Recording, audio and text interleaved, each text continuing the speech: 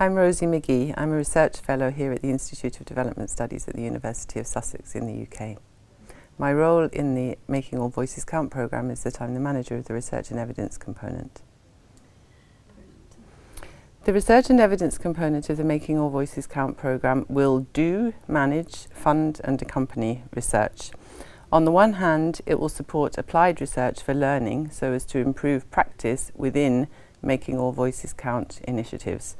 And on the other hand, it will do and commission and manage and fund secondary and primary research that will contribute to building up the evidence base for the field of governance, voice, accountability and government responsiveness, building up both the quantity of the evidence base and the quality of the evidence.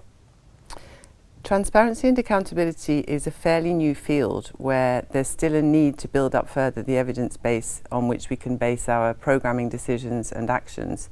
Technology for transparency and accountability is a much newer field still and is a fairly evidence-free zone at the moment. There are lots of hopes and enthusiasm around and not that much evidence. So the reason why this Making All Voices Count research and evidence component is so relevant and important is that it's quite unique in having such a large research and evidence component actually integrated into a multi-year programme, which brings practitioners of development and practitioners of technology together with researchers around problems of common interest to all parties. It offers a real opportunity to learn from practice and to learn for practice, both our practice as Making All Voices Count programme staff and funders, close partners, stakeholders, and also everyone else's practice, interested actors in societies and governments all around the world. So practitioners out there, whether they're development activists who are implementing social audit projects in rural Indonesia or software developers who are writing code in Nairobi, have real questions about how their work can succeed better at making all voices count in the relationships between states and citizens. On the other hand, researchers, scholars, academics also have questions about what all these citizen-led and tech-based initiatives actually mean for democracy and for development. And the research and evidence component of Making All Voices Count will be helping to answer all of those questions. Firstly, I would expect to see after 4 years a solid body of evidence, which is useful to funders, to researchers and to practitioners in the field of transparency and accountability and tech for transparency and accountability and government responsiveness.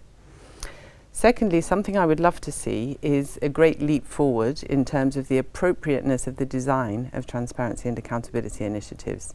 I'd like to see transparency and accountability initiatives routinely based on real knowledge about the context in which they're being implemented, who might use them, what those people's real lives are like, what might motivate them to use them. So real, tested, fine-grained theories of change underlying every initiative that receives funding in this field, so that those initiatives are much easier embedded into people's lives and can therefore have greater effectiveness and impact.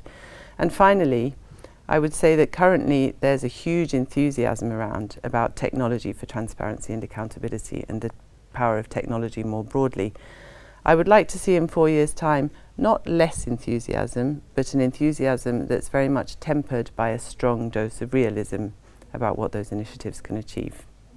People can get involved in the research and evidence component of Making All Voices Count in 3 ways at the moment. Firstly, they might want to apply for research grants through the open call.